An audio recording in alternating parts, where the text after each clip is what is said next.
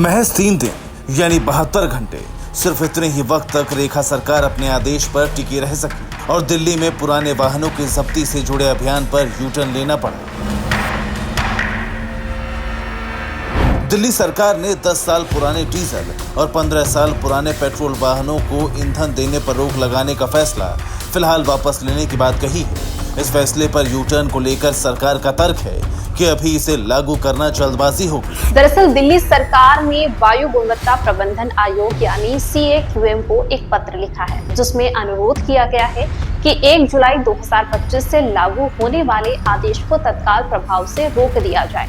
इस आदेश के मुताबिक राजधानी दिल्ली में एंड ऑफ लाइफ यानी तय आयु सीमा पार कर चुके वाहनों को ईंधन देने पर रोक लगाई जानी थी। आयोग को ये पत्र दिल्ली सरकार के मंत्री मनजिंदर सिंह सिरसा की ओर से भेजा गया है, जिसमें इस फैसले को नहीं लागू करने को लेकर 4 बड़ी वजहें बताई गई। नंबर 1, NPR सिस्टम अभी तकनीकी रूप से सक्षम नहीं है। नंबर 2, कई कैमरे खराब हैं। नंबर 3, स्पीकर काम नहीं कर रहे हैं। नंबर 4, पड़ोसी राज्यों के डेटाबेस से इनका मिलान नहीं हुआ है। इसके अलावा दिल्ली सरकार ने फैसले को लागू करने में मुश्किल की एक बड़ी वजह अवैध ईंधन बाजार के बढ़ने की आशंका बताई है। दरअसल NCR के बाकी इलाके जैसे नोएडा, फरीदाबाद और गुरुग्राम में अभी तक ANPR कैमरे नहीं लगाए गए। सरकार का मानना है कि इससे लोग आसानी से इन इलाकों से पेट्रोल डीजल भरवा सकते हैं और आदेश का असर खत्म हो जाएगा।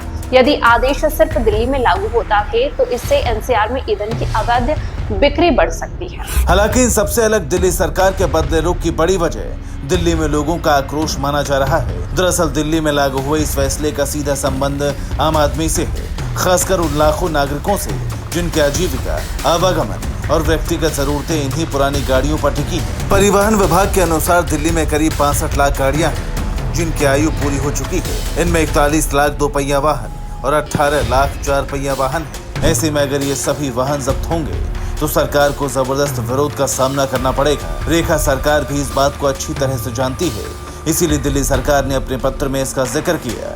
इस आदेश के सामाजिक प्रभावों पर विशेष जोर देते हुए इसे वापस लेने का अनुरोध किया।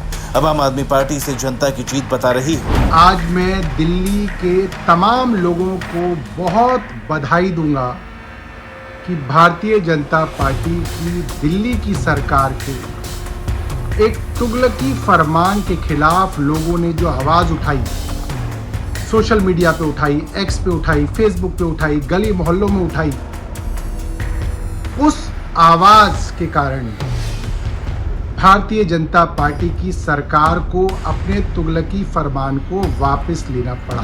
हालांकि दिल्ली सरकार ने यह भी साफ कहा है कि सरकार प्रदूषण पर रोक लगाने के लिए प्रतिबद्ध है। ऐसे में भविष्य में इन वाहनों और दिल्ली सरकार के इस फैसले का क्या होगा, ये देखने वाली बात होगी। Bureau report, B24 news.